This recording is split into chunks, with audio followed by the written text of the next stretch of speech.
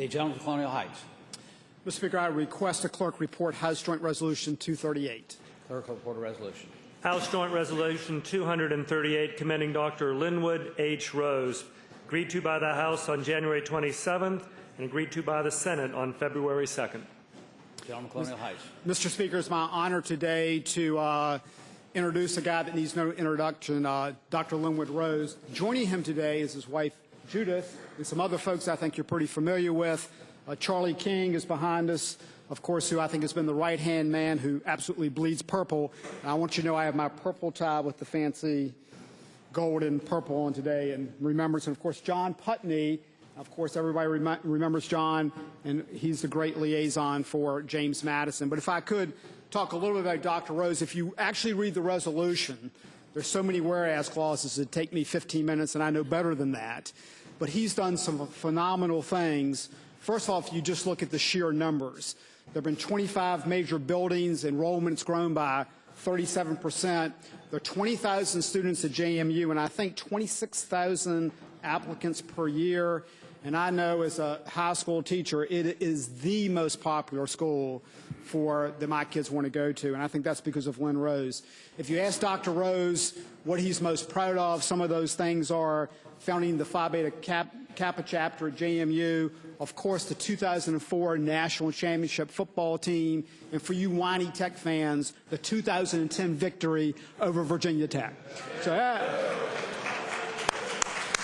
now Dr. Rose supposedly said that when he was at that game, he was in one of the Tech boxes.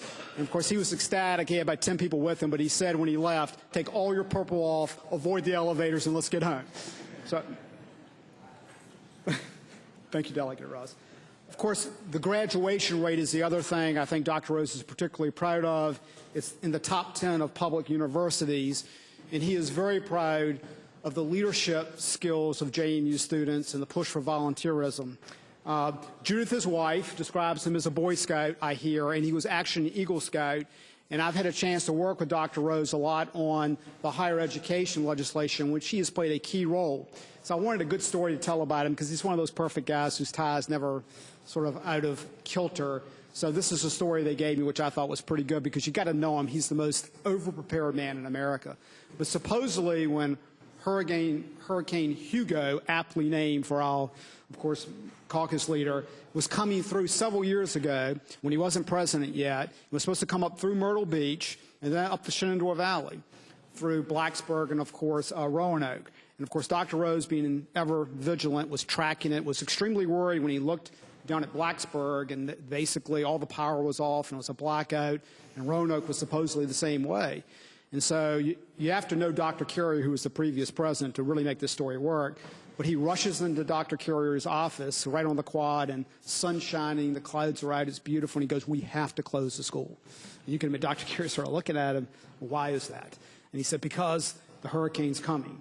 And so in those days there's no email, so they go on television, radio, and they shut the school down. And so you can imagine 30 minutes later when the storm veers off and goes towards West Virginia, and everything's blue and there are no clouds, and I hear Dr. Rose is just sitting in his office going, "My gosh." So he waits for the call from Dr. Carrier, which comes, and his secretary says Dr. Carrier's on the phone, and he picks it up, and Dr. Carrier says, "I'm in the root cellar. Can I come out now?" Which I thought was pretty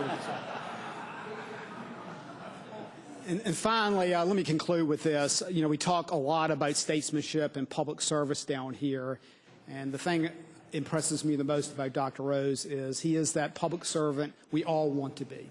And he spent his life doing that, so it's my honor to be able to introduce to you Dr. Linwood Rose.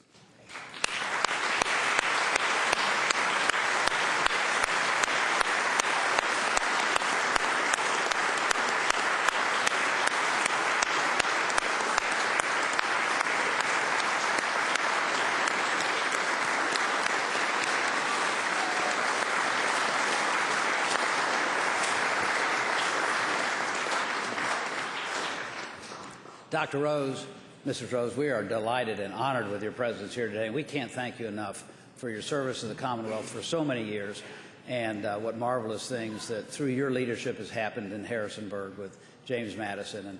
And I can't think of anything better than ending up your career by beating Tech. Thank you very much for everything you've done.